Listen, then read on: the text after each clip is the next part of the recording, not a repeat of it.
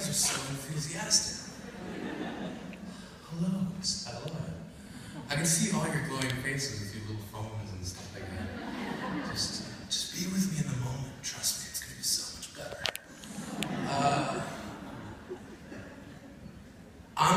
My name is Shane Koizan. I'm the poet.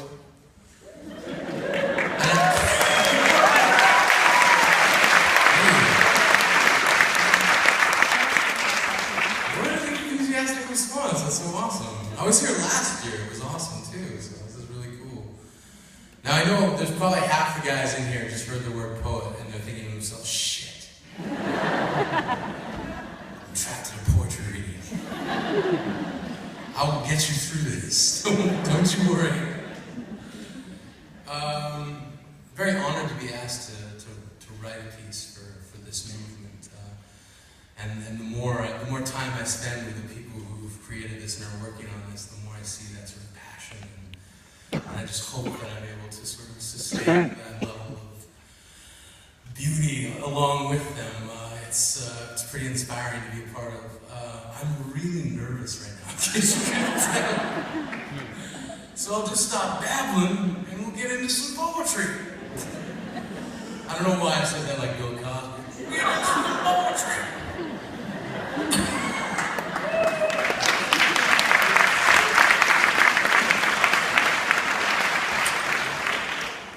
So this piece is called There's a Damn Tazakisa Fire. No.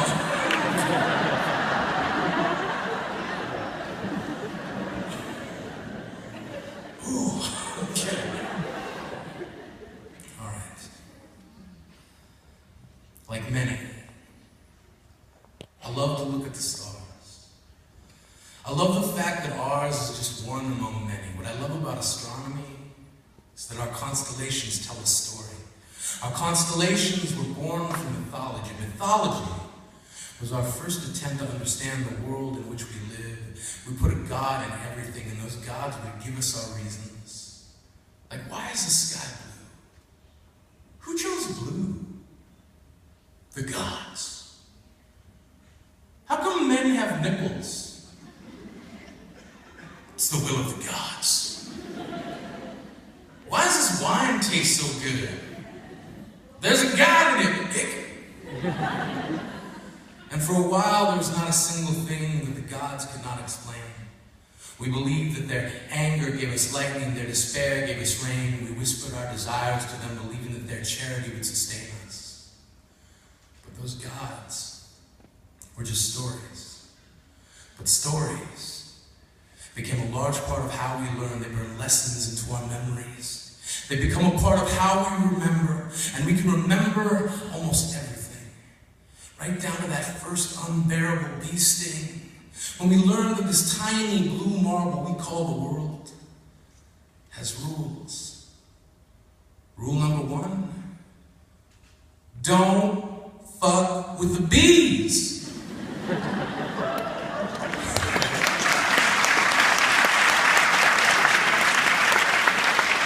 Unforgettable lesson brought to you by your memories. I remember that I grew up loving mythology. I remember the story of the Titan Atlas, who was also the god of astronomy. The original global positioning system sending sailors safely home by telling them which constellations to keep starboard. He taught us about the stars. He did all this while he held up ours, our pale blue dot. But Atlas is caught between two different tellings of his story.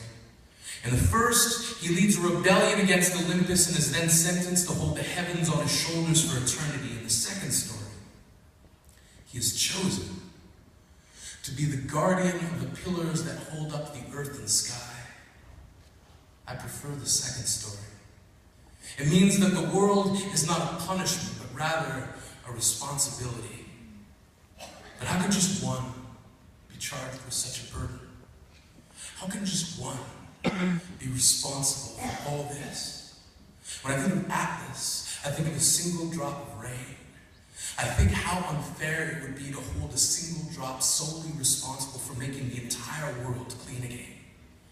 I remember how my grandmother tried to explain our world to me. She told me a story.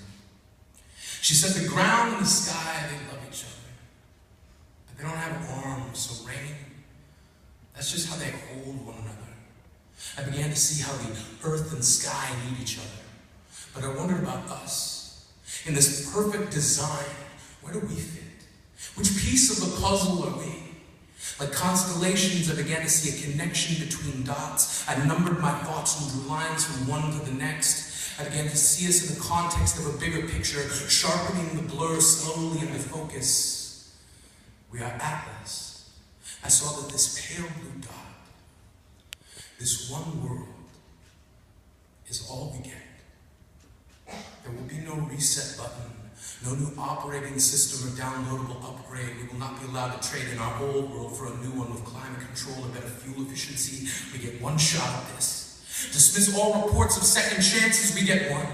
And yet we draw advances on our future as if we will one day be held accountable. We will. We are.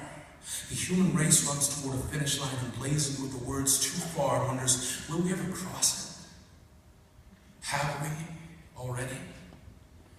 We are faced with a seemingly impossible task, and it's okay to be afraid.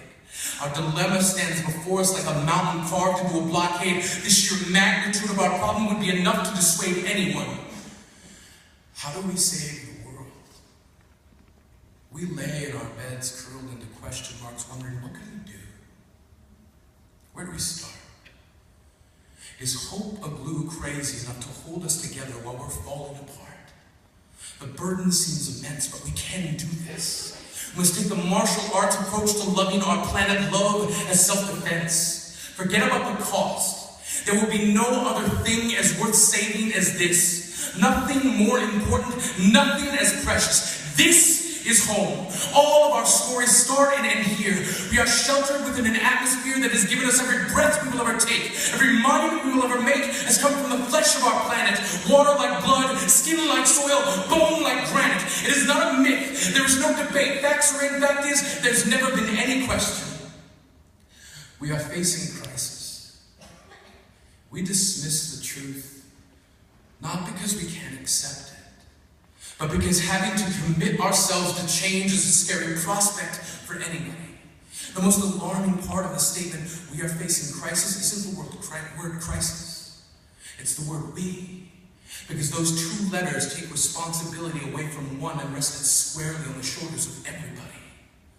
We are Atlas now. And our strength will come from finding a way to share and shouldering the responsibility between the impossible into somehow we will do this. We can do this. We can dismiss apathy. We can reject uncertainty. We can be the new chapter in our story. No, we will not see change immediately. We must act in faith. As the hour hand grips the minute hand and they land on the 11th hour, we must believe like the seed that change is possible. The seed never sees the flower. It grows knowing that it must become more than what it was. It changes because in growth, all of its potential can be unlocked. Change is like rain. It starts with a single drop. Just one. Like our pale blue dot. Caught in an endless waltz called gravity, we circle the sun wondering who, if anyone, left the light on. We are constellations drawn upon the earth. We are connected to one another. We are bound. We must behave as the arms that connect the ground with the sky. We must try to be more like the rain. Our stories may differ. Our goal is the same. How do we save our pale blue dot? We act as the rain, realizing that each individual drop is as equal and important as any. We act as one. Now we are many.